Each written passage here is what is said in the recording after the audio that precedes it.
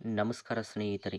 ನ್ಯಾಯಮೂರ್ತಿ ನಾಗಮೋಹನ್ ದಾಸ್ ಅವರ ವರದಿ ಸ್ವೀಕಾರ ಹೆಚ್ಚಿದ ಸಚಿವರ ಅಪಸ್ವರ ಅಂತಕ್ಕಂಥದ್ದು ಧಗೆ ಹೆಚ್ಚಿಸಿದ ಒಳ ಮೀಸಲು ಬೇಗೆ ಅಂತಕ್ಕಂಥ ಒಂದು ನ್ಯೂಸ್ ವಿಜಯವಾಣಿ ಪತ್ರಿಕೆಯಲ್ಲಿ ಪ್ರಕಟಗೊಂಡಿದ್ದು, ಹಾಗಾಗಿ ಈ ಒಳ ಮೀಸಲಾತಿಗೆ ಸಂಬಂಧಪಟ್ಟಂತೆ 5 ರೀತಿಯಾದಂತಹ ಪ್ರವರ್ಗಗಳನ್ನಾಗಿ ವಿಂಗಡಿಸಲಾಗಿದ್ದು, ಅದರಲ್ಲಿ ಒಟ್ಟು 101 ಜಾತಿಗಳ ಸಂಖ್ಯೆ ಇದ್ದು, ಹಾಗಾದರೆ ಯಾವ್ಯಾವ ವರ್ಗದಲ್ಲಿ ಎಷ್ಟು ಜಾತಿಗಳಿವೆ, ಅದರ ಜೊತೆಗೆ ಅದರಲ್ಲಿ ಎಷ್ಟು ಜನಸಂಖ್ಯೆ ಇದೆ ಮತ್ತು ಅವರಿಗೆ ಎಷ್ಟು ಮೀಸಲಾತಿಯ ಪ್ರಮಾಣ ಬರ್ತದೆ ಅಂತಕ್ಕಂಥದ್ದು ಮಾಹಿತಿಯನ್ನು ಈ ಒಂದು ವಿಡಿಯೋದಲ್ಲಿ ನಾವು ನೋಡೋಣ.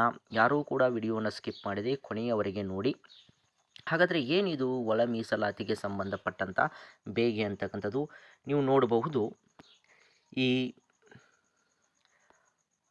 ಕಾಂಗ್ರೆಸ್ ಪಾಳೆಯದಲ್ಲಿ ತಹಿಸುತ್ತಿದ್ದ ಪರಿಶಿಷ್ಟ ಜಾತಿಯ ಒಳ ಮೀಸಲಾತಿಯ ಗುರುವಾರ ಸಚಿವ ಸಂಪುಟ ಸಭೆ ನ್ಯಾಯಮೂರ್ತಿ ಎನ್ ನಾಗಮೋಹನ್ ದಾಸ್ ಆಯೋಗದ ವರದಿಯನ್ನು ಸ್ವೀಕರಿಸಿದ ಬೆನ್ನಲ್ಲೇ ಸ್ಫೋಟಗೊಂಡಿದೆ ಅಂತಕ್ಕಂಥದ್ದು.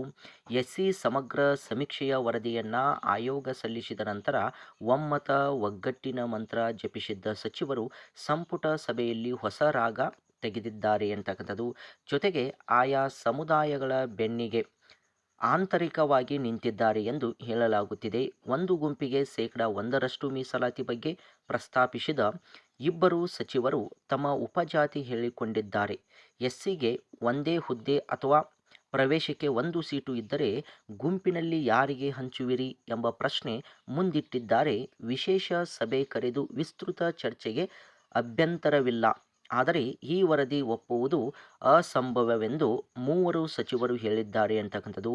ಹೀಗಾಗಿ ಈ ವರದಿ ಮತ್ತೊಂದು ಕಾಂತರಾಜು ವರದಿ ಆದಿತ್ಯ ಎಂಬ ಸಂಶಯ ಮೂಡುತ್ತಿದೆ ಅಂತಕ್ಕಂಥರ ಬಗ್ಗೆ ನಾವು ನೋಡ್ತೀವಿ. ಅಂದರೆ ಕೆಲವೊಂದಿಷ್ಟು ವರ್ಗಕ್ಕೆ ಕೇವಲ 1% ಮೀಸಲಾತಿ ಪ್ರಮಾಣವನ್ನು ನೀಡಲಾಗಿದ್ದು, ಹಾಗಾಗಿ ಅದೇ ಜಾತಿಯ ಕೆಲವೊಂದಿಷ್ಟು ಸಚಿವರು ಅದನ್ನು ಏನು ಮಾಡಿದ್ದಾರೆ ಅಂದ್ರೆ ಒಂದು ತಿರಸ್ಕಾರದ ಮನೋಭಾವನೆಯನ್ನು ಹೊಂದಿದ್ದಾರೆ ಅಂತಕ್ಕಂಥದ್ದು.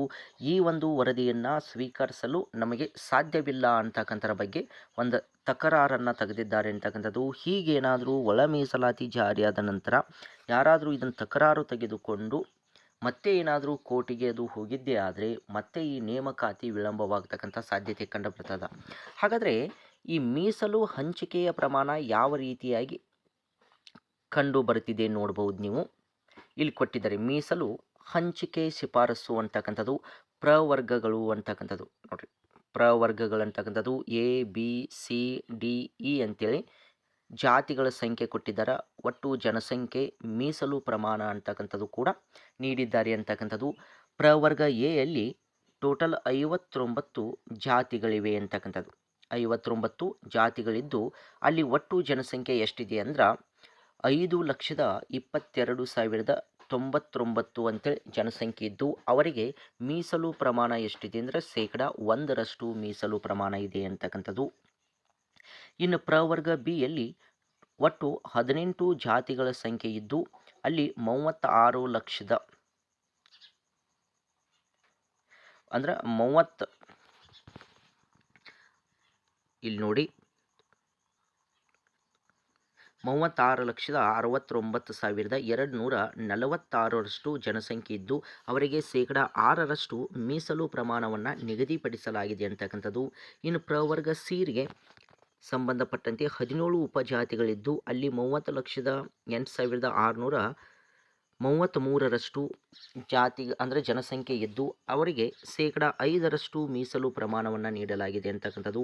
ಪ್ರವರ್ಗ ಡಿಯಲ್ಲಿ 4 ಜಾತಿಗಳಿದ್ದು 28,34,939 ಜನಸಂಖ್ಯೆ ಇದ್ದು 4% ಮೀಸಲು ಪ್ರಮಾಣವನ್ನು ನೀಡಲಾಗಿದೆ.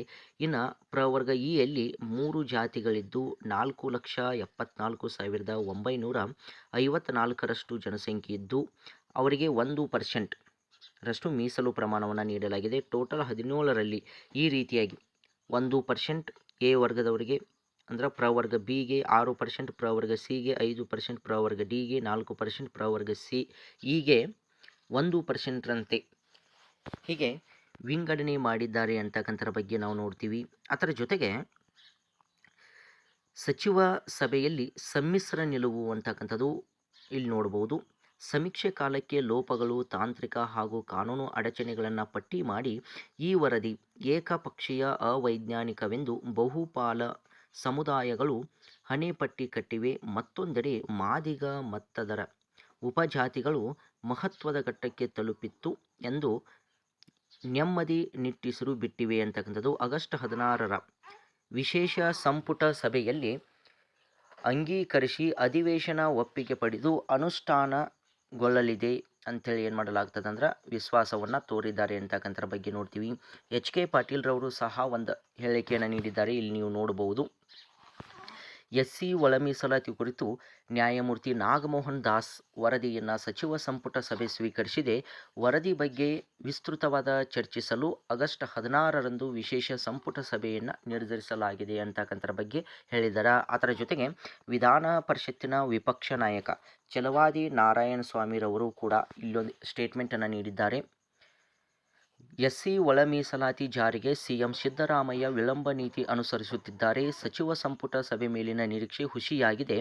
ಒಳ ಮೀಸಲಾತಿ ಜಾರಿಗೆ ಆಗ್ರಹಿಸಿ ಚಳುವಳಿಗೆ ಕೆಲವು ದಿನಗಳಲ್ಲಿ ತೀರ್ಮಾನಿಸುತ್ತೇವೆ ಅಂತೇಳಿ ಅವರು ಕೂಡ ಏನು ಮಾಡಿದ್ದಾರೆ ಅಂದ್ರೆ ಈ ಸ್ಟೇಟ್ಮೆಂಟನ್ನು ನೀಡಿದ್ದಾರೆ ಅಂತಕ್ಕಂಥದ್ದು. ಒಟ್ಟಿನಲ್ಲಿ ಒಳ ಮೀಸಲಾತಿಗೆ ಸಂಬಂಧಪಟ್ಟಂತೆ ಎಲ್ಲರಲ್ಲಿ ಒಮ್ಮತ ಅಭಿಪ್ರಾಯ ಇರಬೇಕಂತಕ್ಕಂಥರ ಬಗ್ಗೆ ಮೊದಲೂ ಕೂಡ ಹೇಳಲಾಗಿತ್ತು. ಆದರೆ ಕೆಲವೊಂದಿಷ್ಟು ಸಚಿವರಲ್ಲಿ ಇದು ಒಮ್ಮತ ಅಭಿಪ್ರಾಯ ಇಲ್ಲ ಅಂತಕ್ಕಂಥರ ಬಗ್ಗೆ ಈ ಒಂದು ನ್ಯೂಸ್ದಿಂದ ನಮಗೆ ತಿಳಿದು ಬರುತ್ತಿದೆ ಅಂತಕ್ಕಂಥದ್ದು. ಹಾಗಾಗಿ ಎಲ್ಲರೂ ಒಮ್ಮತ ಅಭಿಪ್ರಾಯವನ್ನು ನೀಡಿ ಏನಾದರೂ ಅದನ್ನು ಶೀಘ್ರಗತಿಯಲ್ಲಿ ಜಾರಿಗೊಳಿಸಿದ್ರೆ ಈಗಾಗಲೇ ಕಾತುರದಿಂದ ಕಾಯತಕ್ಕಂಥ ಎಲ್ಲ ಅಭ್ಯರ್ಥಿಗಳಿಗೆ ಹೊಸ ನೋಟಿಫಿಕೇಷನ್ಗಳು ಸಹ ಆಗ್ತಾವಂತಕ್ಕಂಥರ ಬಗ್ಗೆ ಒಂದು ಮನವಿಯನ್ನು ಸಲ್ಲಿಸಲಾಗ್ತದ ಅಂತಕ್ಕಂಥದ್ದು. ಹಾಗಾಗಿ ಇದು ಪ್ರಮುಖವಾದಂಥ ಒಂದು ಮಾಹಿತಿ ಅಂತಕ್ಕಂಥದ್ದು. ಎಲ್ಲರಿಗೂ ಧನ್ಯವಾದಗಳು.